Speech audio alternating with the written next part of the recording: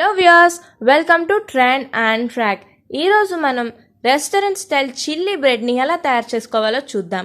అచ్చం మనం రెస్టారెంట్లో ఆర్డర్ చేసే స్టార్టర్స్ లాగా చాలా అద్భుతంగా వచ్చింది ఫ్రెండ్స్, టేస్ట్ మాత్రం.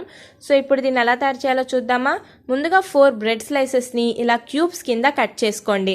ఇలా క్యూబ్స్ కింద కట్ చేసుకున్న తర్వాత స్టవ్ ఆన్ చేసి దానిపైన ఒక ప్యాన్ పెట్టుకోండి. ఆ ప్యాన్లో 3 టేబుల్ స్పూన్స్ ఘీని వేసుకోవాలి. ఘీ లేదా వెన్నపూసను కూడా వేసుకోవచ్చు. టేస్ట్లో ఎటువంటి ప్రాబ్లం ఉండదు. సో సేమ్ అంతే రుచిగా ఉంటుంది, ప్రాబ్లం ఏం లేదు. సో ఇలా నెయ్యిని వేసిన తర్వాత కాస్త స్ప్రెడ్ చేసుకోండి. స్ప్రెడ్ చేసుకున్న తర్వాత దాన్ని కాసేపు కాగనివ్వండి. అది కాగిన తర్వాత మనం ముందుగా కట్ చేసి పెట్టుకున్న బ్రెడ్ పీసెస్ని దీంట్లో వేసి కాస్త ఈవెన్గా స్ప్రెడ్ చేయండి. ఒకే చోట ఉంటే కరెక్ట్గా ఫ్రై అవ్వదు, అంత క్రిస్పీగా రాదు కూడా. సో ఇలా ఈవెన్గా చేసుకున్న తర్వాత మధ్య మధ్యలో ఫ్లిప్ చేసుకుంటూ ఉండండి. ఫ్లిప్ చేసుకోవడం వల్ల మనకి క్రిస్పీనెస్ అనేది కరెక్ట్గా వస్తుంది, లేకపోతే మాడిపోతుంది. సో జాగ్రత్తగా చూసుకుని ఫ్లిప్ చేసుకుని రెడీగా ఈ కలర్ వచ్చిన తర్వాత తీసేసుకోండి. నేను ఇప్పుడు నాకు కావాల్సిన కలర్ వచ్చేసింది కాబట్టి నేను ఒక ప్లేట్లోకి ట్రాన్స్ఫర్ చేసి పక్కన పెట్టుకున్నా. తర్వాత అదే ప్యాన్లో 3 టేబుల్ స్పూన్ ఆయిల్ అనేది వేసుకోవాలి. 3 టేబుల్ స్పూన్ ఆయిల్ వేసిన తర్వాత దాన్ని బాగా కాగనివ్వాలి. ఆయిల్ కాగడం చాలా ఇంపార్టెంట్ ఫ్రెండ్స్. సో ఆయిల్ కాగిన తర్వాత 3 వెల్లుల్లి రెబ్బల్ని చిన్న చిన్న ముక్కలుగా కట్ చేసి వేసుకోండి. ఆ తర్వాత ఒక చిన్న అల్లం ముక్కని చిన్న చిన్న ముక్కలుగా కట్ చేసి వేసుకోండి.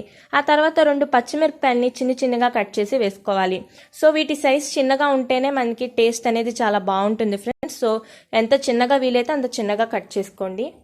ఆ తర్వాత ఒక ఉల్లిపాయని సన్నగా తరిగి వేసుకోండి. సో ఇవన్నీ కరెక్ట్గా వేగడం చాలా ఇంపార్టెంట్ కాబట్టి సో చాలా జాగ్రత్తగా కలుపుకోండి. ఉల్లిపాయలు గోల్డెన్ బ్రౌన్ కలర్ వచ్చేంత వరకు మనం ఫ్రై చేసుకోవాలి.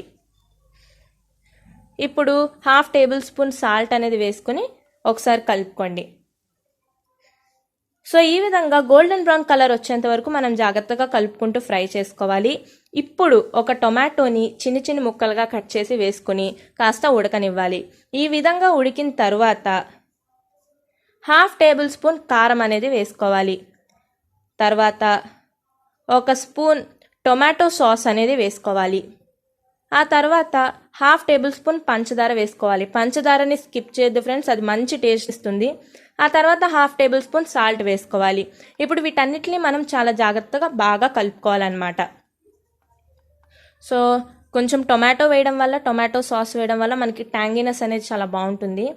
ఆ తర్వాత కొంచెం వాటర్ పోసి వీటన్నిటిని కంబైన్ అవ్వడానికి కాస్త టైం ఇవ్వాలి. సో ఇవన్నీ ఎంత మంచిగా కుక్ అయ్యి కంబైన్గా కుక్ అయితే అంత బాగుంటుందన్నమాట.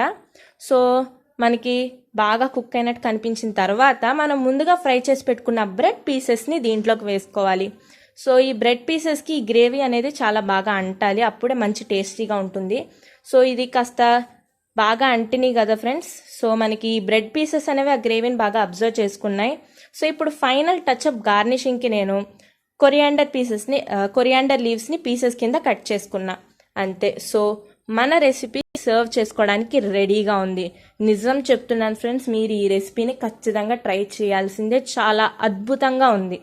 సో మా ఛానల్ కనుక నచ్చినట్లయితే సబ్స్క్రైబ్ అవ్వడం మర్చిపోవద్దు.